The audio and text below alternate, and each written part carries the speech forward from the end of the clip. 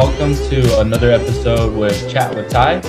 Today, I am honored to have one of my best friends, Hayden Saalfeld, to join me today to talk a little bit about power grid and clean energy. Hayden is from Washington. I got to know him through high school. He just graduated from the University of Gonzaga with a degree in engineering. And why don't you introduce yourself, Hayden? Tell us a little fun fact about yourself and tell us what you're going to teach me today. All right. Well, hi, Tyler. Thanks for having me on. I appreciate it. Like you said, my name's Hayden. I'm just graduated with my degree in electrical engineering from Tacoma, but been living in Spokane for a few years, going to school. And fun fact about myself is I'm a 2022 Gonzaga intramural basketball champion. But I tore my ACL in the process, but I got there. So. All right. So what's so interesting about the power grid and clean energy that you decided to kind of just focus your career on it, I guess? Well, when I was thinking about what I wanted to do with my life, like what I wanted to major in and all that, I kind of knew I wanted to go into engineering, but I didn't know which of the engineerings I would want to do. And so I thought about kind of what are some of the biggest problems in the world right now. And kind of the first and most prevalent one that popped into my head was the environment, because it's, we're destroying it at a pretty quick pace here. And so I was like, well, a good way to reverse environmental destruction is probably to lessen our dependence on fossil fuels and coals and to, switch over to clean energy. So that was kind of my motivation for initially going into electrical engineering. Luckily enough, later this month, I'm going to be starting a job. I'm going to be working on the power grid, not exactly doing clean energy, but hoping to get there eventually. There's not really any entry-level jobs in clean energy, unfortunately. I'm working on it, so. Yeah, you just have to go through some of the other stuff to eventually reach your goal. That's kind of how it is for sports management and marketing and stuff that I'm doing. You have to find the most basic and the hardest, the most repetitive job on sometimes before you can graduate to someone that's something that's more broad or more in your area of interest, I guess. So I totally understand that. Personally, I have no clue what power grids are and how clean energy is created and generated and how it's different from other kind of energy. I do know clean energy, from its name, it's probably better for the environment because it's clean, but tell me a little bit more about what those things are. Okay. Yeah, well, I do want to preface this by saying I'm by no means an expert on any of this. I have no work experience in the clean energy field. I have some experience just through internships in the power field, so I do know a little bit. But then most of it is just research and stuff I've done. And then I wrote my thesis about this, so there's a little bit of credibility at least. So my kind of motivation for this is, like I said, when I became an electrical engineer, it was all about trying to save the environment or whatever. But after taking some classes and stuff, I realized it's not as simple as just tearing down all our coal plants and just replacing them with wind farms and solar farms. It's so much more complicated than that, and I had no idea. And so just before we get into all the clean energy stuff, I want to go through a little bit of basics in the power grid. Mm-hmm. So just the very basics of how power gets to your house and how you're able to flip on a light or plug into an outlet. So first, power is generated somewhere by something like a coal plant or like a hydroelectric plant, like a dam, or a solar farm or a wind farm or something else like geothermal. And then they use what are called, so usually power is generated at a low voltage, and then they use what are called transformers to kick it up to a really high voltage. And when power goes through a transformer, it's the same amount of power on each side. So power is calculated by multiplying current and voltage. So you get the same amount of power on each side, but it's just at a much higher voltage, which means there's a lower current, which means you get less losses. So is Basically, that by compressing it or stretching it out? Because the current, the wavelength, is that how the current is like getting like longer? So there's like less frequency. So is that how? So the frequency is always the same. The frequency is always 60 hertz on the US grid. In Europe, it's 50. I don't know about other places. Okay. So current is like the actual flow of the electrons. You know, current is measured in amps, which is coulombs per second. And coulomb is a unit of electric charge. So it's how much charge is actually flowing at one time.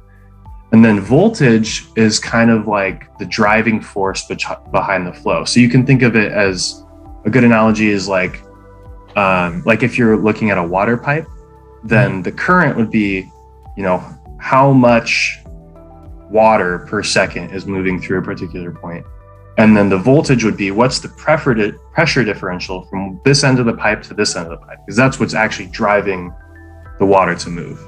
Mm-hmm. So the reason that you kick the power up to a high voltage is because when you have a really high current, you get a lot of losses, which means you're losing power just to heat.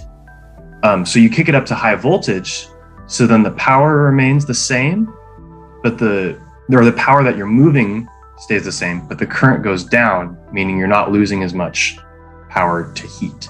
So they kick it up in generation, send it long distances through what's called transmission. And so that's where the highest voltages are, because they have to usually send it pretty far. And so that can be anywhere from like 115,000 volts up to 1,000,000 volts. And then once it gets closer to, a customer, like a house, they run it through another transformer to step down the voltage to make it a little safer, because you don't want super high voltages in like a neighborhood.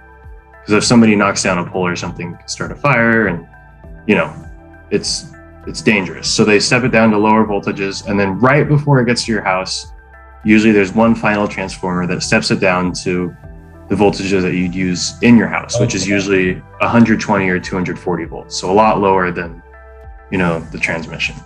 Interesting. Is this correct that the process of like kind of changing the voltage and the current is, the purpose for it is just for it to like transfer from one point, from one transmitter to the other faster?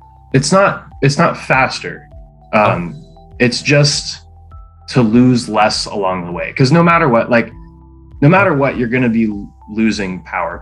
They usually measure power in watts typically. So if you're generating, 1,000,000 watts, then by the time it gets to the customers, it might only be 900,000 watts or something. So it's kind of like energy, like momentum and energy. Like, for example, if you're like, as a person, throughout the day, you're burning a lot of calories and you're also intaking a lot of calories. So sometimes it's easier for you to drive to work instead of bike to work, because you spend less energy driving there. But the energy that you're consuming is the same at the beginning of the day. It's just at the end of the day, the energy that you have left from the first meal is significantly more when you drive to work. Is that how it works, kind of? Yeah, it's just a better way of getting power from point A to point B without, like you said, wasting a whole bunch of energy along the way. Yeah. Makes sense.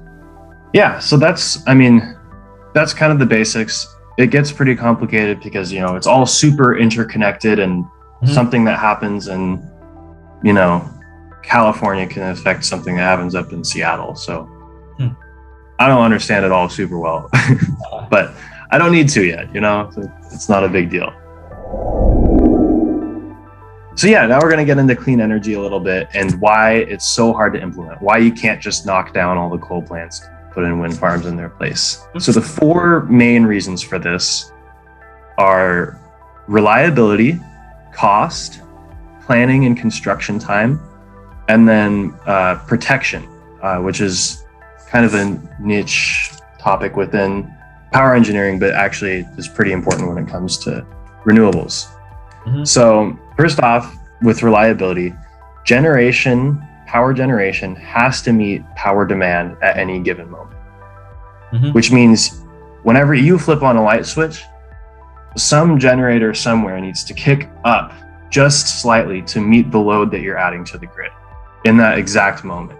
So you can't generate a bunch of power at one point and then have customers use it later on in the day. It has to be, one to one at the exact same time, Interesting. which makes it really complicated for things like windmills and solar panels, because nobody's controlling how much wind is blowing or when the sun is shining.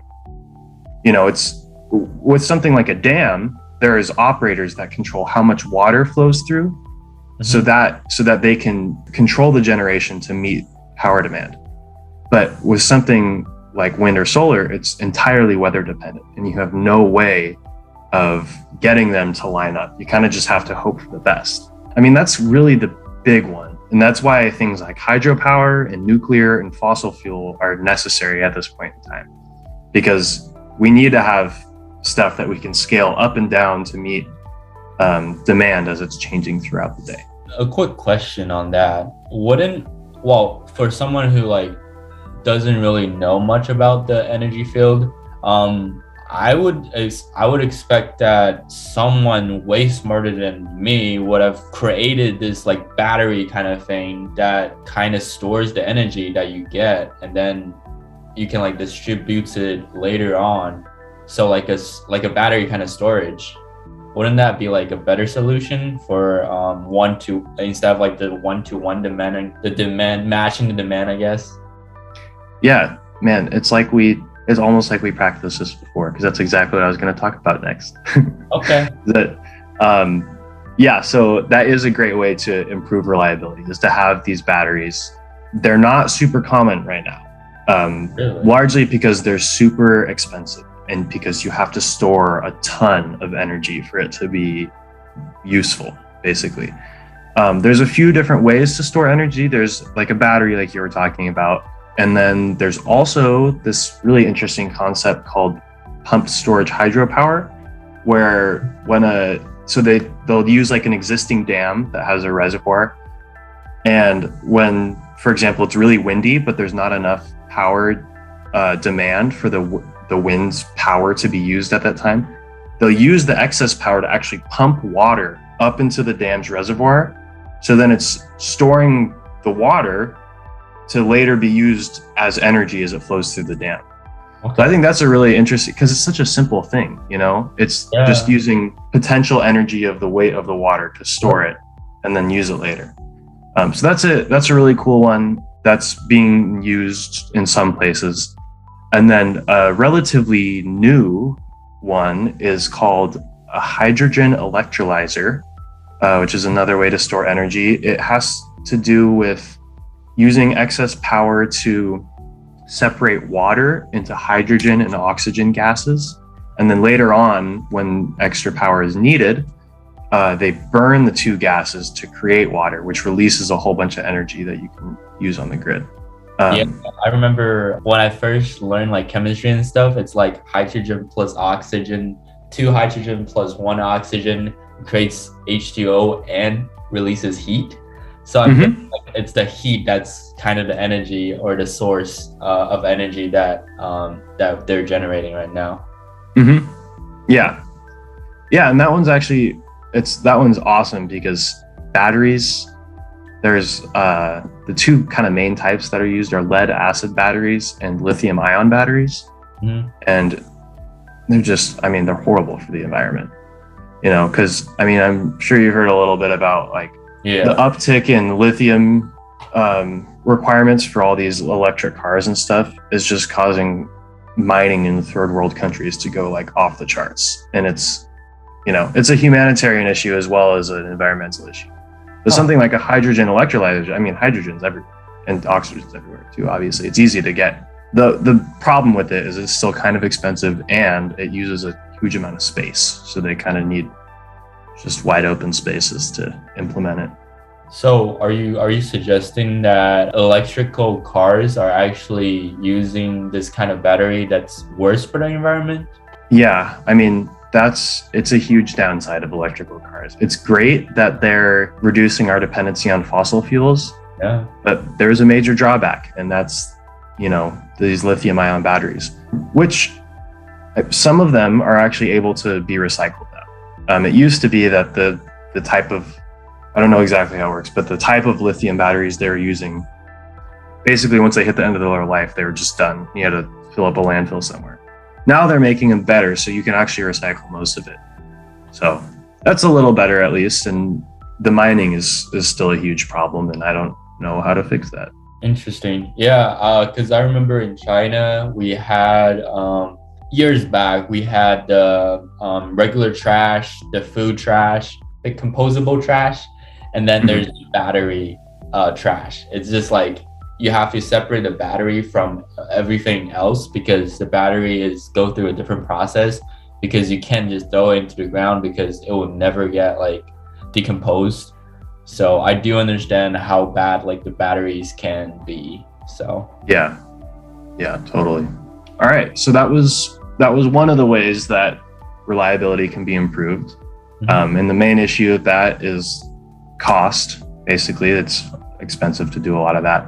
Another way to improve reliability is to just increase generation capacity a ton. So basically, in 2020, total power generation in the US totaled about 1,150 million kilowatts.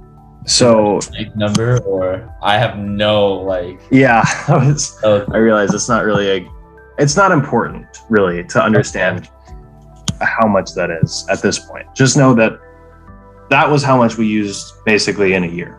Looking at the percent breakdown of where that power came from, 66% of the generation is not clean. So that means 66% of it would need to be replaced for it to be 100% clean energy.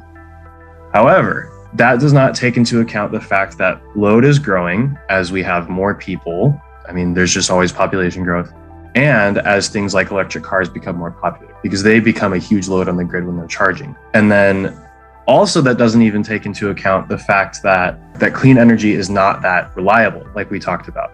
So you need to scale it up even more to basically say like, for every 1 watt that's produced by a coal plant, you probably need to have at least 2 watts worth of wind farms, for example, because it's not going to be windy 100% of the time.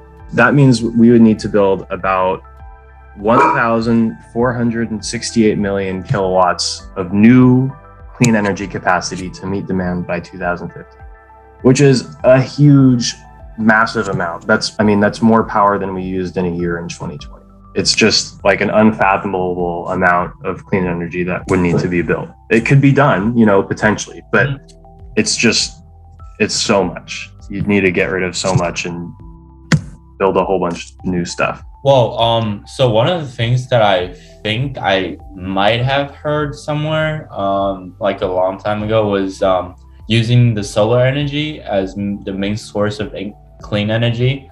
But instead of using like solar panels on Earth, you shoot satellites with like the solar panels attached to it into space. And because there's always a side of the Earth that's facing the sun, if you can do this as like a global united effort, that you can have like solar energy 24/7, because there's always a side that's facing the sun. Have you like ever like heard about that kind of initiative and stuff? I have heard of that, and it's a really interesting idea, and it could totally work to capture the energy that way. But the issue is, how do you get it back to the planet? You can't run a power line, up into orbit. So the solution that I saw proposed and what I read was to use a laser. But and I don't know. I don't know exactly how it works, but you could potentially laser the energy and then receive it here on Earth and then use it.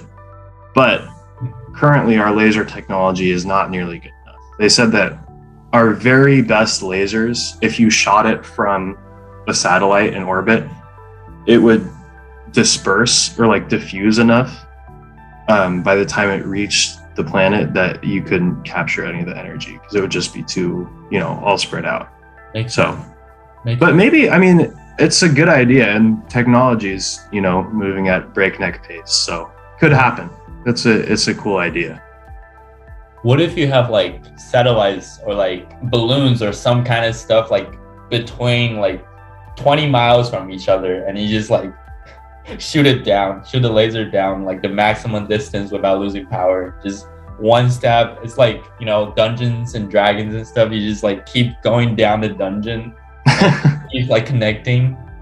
I mean, that would be I don't know, man. It would be like counterproductive because you're building so much like different stuff.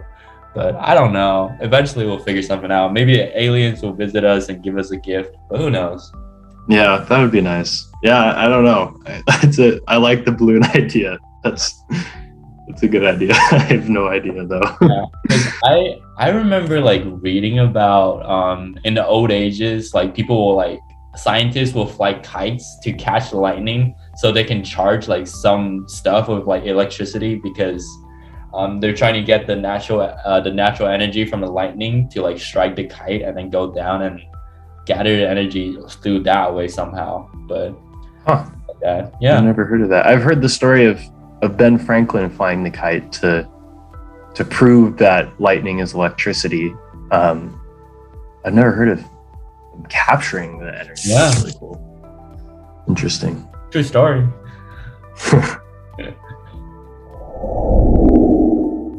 So there's kind of one final way that I was going to talk about that you could improve the reliability if you were to implement clean energy, and that's to do an overhaul of our power transmission system. So there's currently, I'm kind of focused on the United States and North America, I guess, because I'm including Canada a little bit here, but there's basically 3 interconnections in North America, or I guess in the US and Canada. There's the Western interconnection, which basically includes everything west of Nebraska, essentially. There's the Eastern interconnection, which is Nebraska and east. And then there's Texas, which is on its own for some reason. I looked it up. I never found a good reason why they're on their own. It doesn't make sense to me. But it's so big, I guess. And Texas is like, we're our own like country. Don't they have like their own flag and stuff too? Yeah, that's probably why. I don't know. Yeah, we have our own flag too in Washington. But they always talk. I heard they're actually going to vote to secede again. Really? They do periodically. Texas. Yeah, very odd state. But yeah, so there's these 3 interconnections, and you can't just send power across them easily, because they all operate at 60 hertz, so their oscillations are all 60 times a second, but they're not synchronized. So they're out of phase with each other. You can't just connect them because the waves don't line up. So if you want to send power between them, what you have to do is convert your alternating current power into direct current with DC, send it across the border of the interconnection, and then convert it back to alternating current so that it'll sync up with the new interconnection. And this is super expensive to do. A lot of places don't do it, or I mean, they do it. There are interconnection, or interties is what they're called. There are interties across the borders of the interconnections, but they're just so expensive. They don't do a ton of them. So what I'm saying they should do is just connect it all. Screw the separate interconnection. It doesn't make sense. It's out of date and antiquated. I think they need to, tear down these borders basically and just interconnect the whole thing, sync it all up so that you can freely send power back and forth. Because what that does is for example, California currently is pretty dependent on solar power. And it's great that they're not burning a ton of fossil fuels and stuff, but it means they're super dependent on other states to send them power when they have a cloudy day, essentially. So if you're able to interconnect the entire US and parts of Canada, then then when there's a super sunny day in California and they're overproducing, but you happen to have, maybe in Illinois, then maybe they're dependent on wind power or something, and there happens to be no wind that day, then California can send their power all the way across the country to meet the load over there. And then vice versa, when there's a cloudy day in most of California, but the wind is blowing in Illinois, they can send their power back to California. And it just improves the whole system's reliability, because anywhere that's overproducing can help it anywhere else that's underproducing.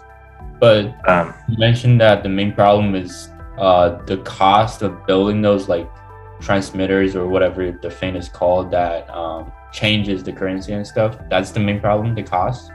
Yeah, it's the cost of the interties across the interconnections. But I'm saying they should just get rid of the interconnections and sync everything up. So because each place has its own way to sync everything all together. Like their own like area code when it comes to like phone. They have like different Yeah. Okay. I mean, yeah, that's a way to think about it. But what I'm saying is just sync everything all together. Get rid of make it so that you don't even need to build the interties anymore, because who needs them? You know, make it so that everything in all of North America is just synced up. So then you can send power freely wherever you want, because the intertie capacity, you can barely send anything across it because they're so expensive to build. Syncing up everything would be super expensive as well, unfortunately. Okay. But it's a more long-term and permanent solution. It makes it so that you don't need to do that whole weird conversion thing where you convert to DC then back to AC. It makes it so you can just have a single power line running across everywhere, you know?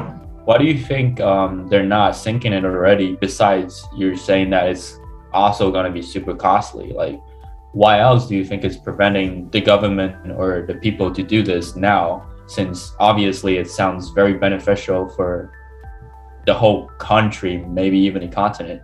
Why do you think they're not doing it yet? I mean, I think it's just the cost. I've read about this for hours and hours trying to find a good reason, and that's all I could come up with. I couldn't even find anything as to why they were separated in the first place. I was specifically trying to find why Texas is on its own, because it doesn't make any sense. And I mean, February of, I think it was 2021, they had the Arctic freeze there, and a whole bunch of people were without power for like a few days. And that's because they don't have any other states to help them out. And so it's just idiotic. It's like, why, like, just interconnect everything and then that won't happen, you know? It's so stupid. I really don't understand.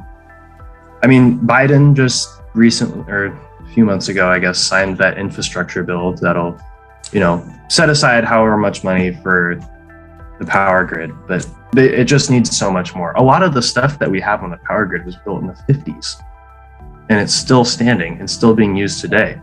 And it's great if it's working fine, but in a lot of cases, specifically Texas, it's not working at all, and it's failing, and people are stuck without power, or in some cases paying outrageous electricity bills, like $10,000 in a month, which is what happened in February in Texas.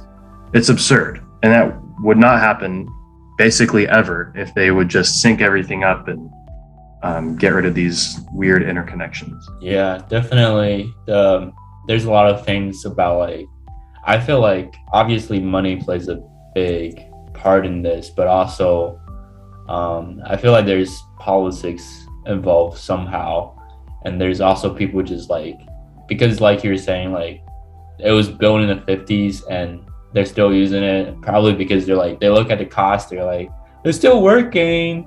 Like, why would I spend billions of dollars on something that's still working, you know? Yeah, totally. Yeah. I mean, a big part of why the funding is so hard to come by is that the amount of money that utilities can actually make is limited, because they can't just raise their rates whenever they want, because utilities in general typically have a monopoly over an area. And so to prevent them from just raising power rates unnecessarily, they have to have their rates approved by whatever local public utility commission they have before they're put into place. So this limits them to only being able to make a certain amount of money, which is a good thing, because otherwise, like I said, they could raise rates and make people pay exorbitant amounts of money. But that means they can't afford to do this transmission system overhaul or to build a a huge amount of new clean energy or to build the batteries we were talking about. They can do some of it, but they can't do all of it. And they especially can't do all of it by 2050, which is, the goals that's like kind of like the timeline that a lot of this environmental stuff is on. Like, we want to be carbon free by 2050. So federal and state assistance is definitely necessary. But I mean, like you said, the politics get in the way. I mean, there's still climate change deniers, and some of them are running our country. I mean, there's people in power who do not believe that the climate is changing and that, the environment is being destroyed. It's crazy. Like, it is. Yeah. So step one to all this is to put the right people in office who are actually going to do something about all this. Make these necessary changes to the power grid that'll allow clean energy to even be used, and then to actually build the clean energy that will replace all the fossil fuel and coal. So it makes sense. It just takes Yeah. a lot of time and commitment and money, and a lot of times that because there's a lot of other immediate needs that people see right now, that I think it's more beneficial to just wait and focus on the immediate needs for now. So Yeah.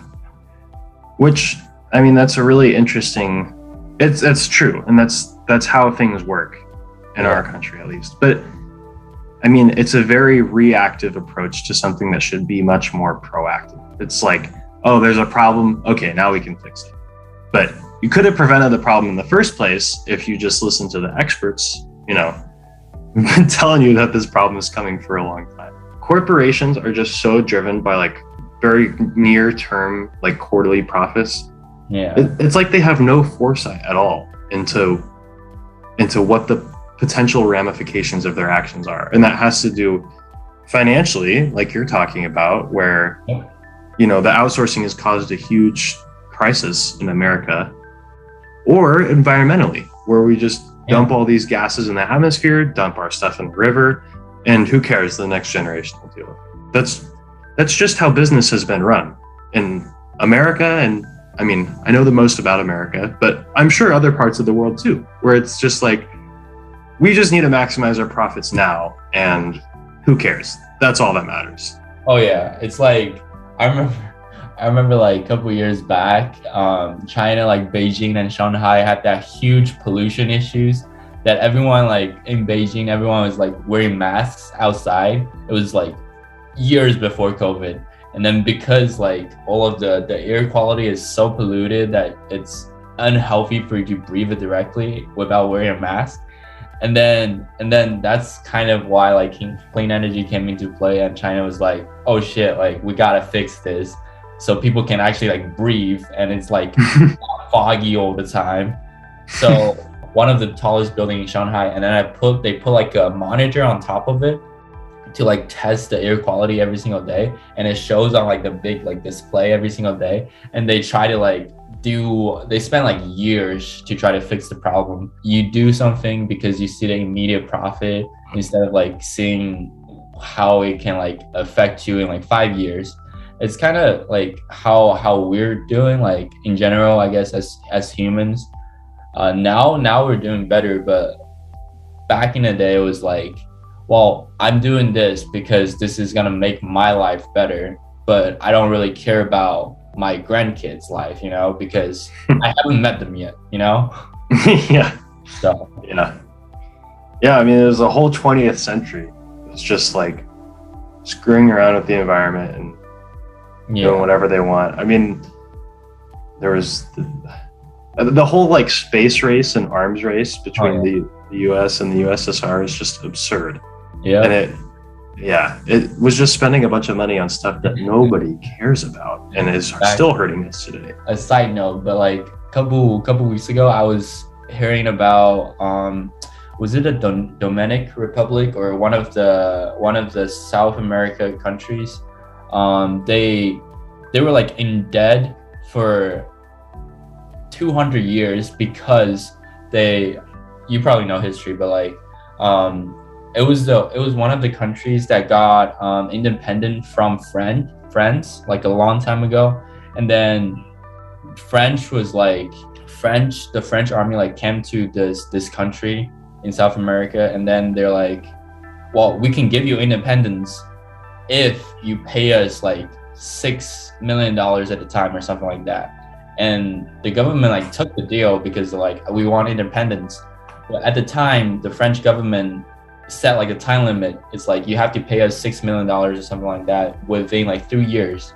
And they know that they cannot pay that much money without loaning money from the French government. So pretty much they loan money from the French government to pay it back, and then they like spend the next like 50 years paying back the French loan, which the interest rate was like stupid.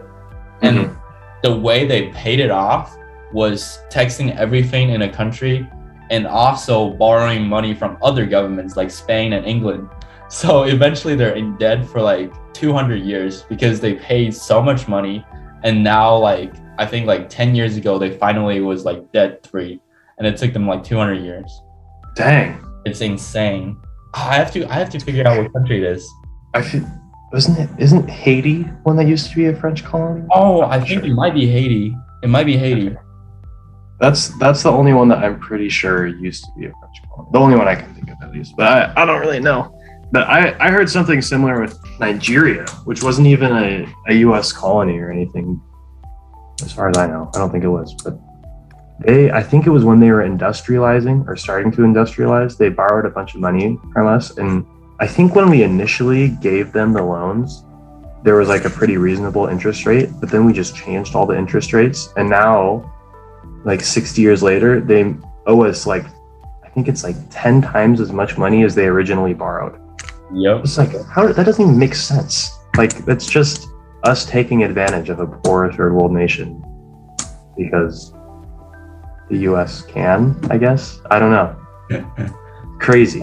Yeah, so they had a precise price tag for the double debt, which is 112 million francs, or about 560 million today. That's how much they owed the French government at the time, which is stupid. Yeah, it's crazy. It took them 122 years to pay off the French debt, and then they had to spend another like 50 years or something to pay off the other debts. Yeah, the French knew this would happen when they like give them the offer, and they did not think they were gonna like do it. They thought they were gonna have like an independence war with them, but somehow they agreed to it. So, well, I'm glad they're finally debt free. So the final issue that really needs to be solved before this can all happen is protection around clean energy. So protection is kind of the subsector or the sub-industry within power engineering that has to do with making sure nothing burns down, essentially. So anytime something goes wrong on the power grid, like a tree falls into a line, or a line falls down, or two lines touch or something like that, that's called a fault.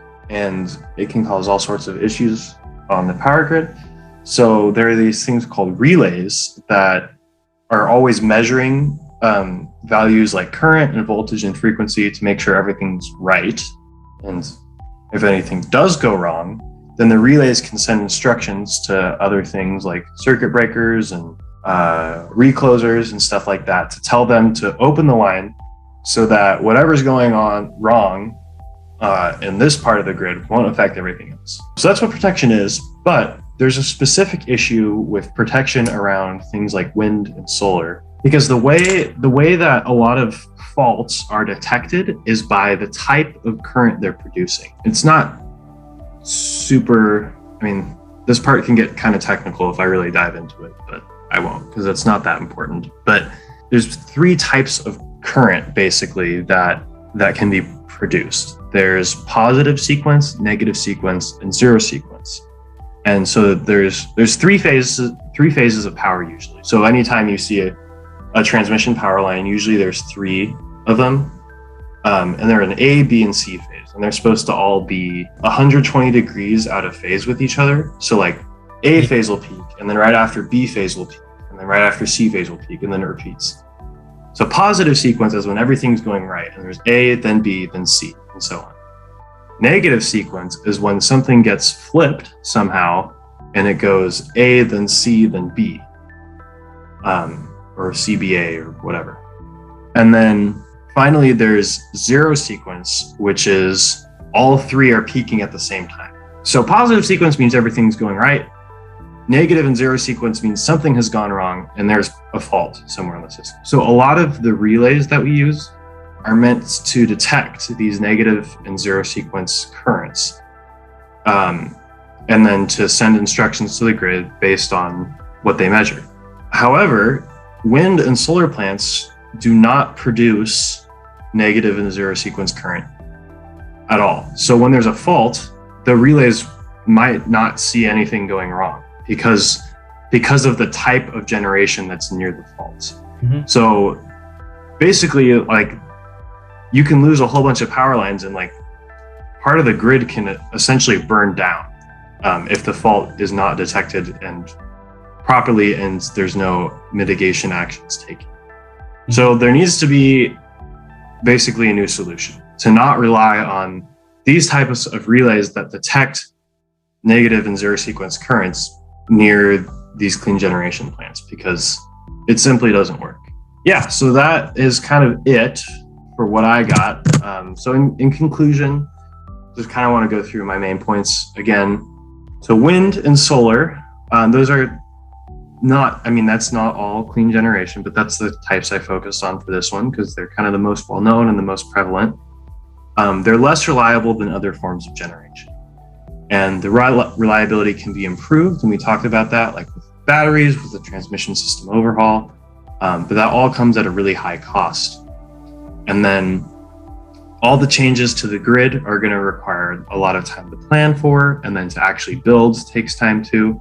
And wind and solar also make protection difficult, we just talked about. So that's it. It's just not that easy.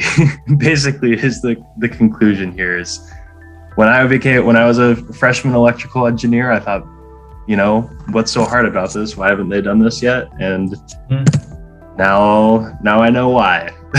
There's a lot behind it that makes it a lot more complicated than I thought. And I hope you learned something. And yeah.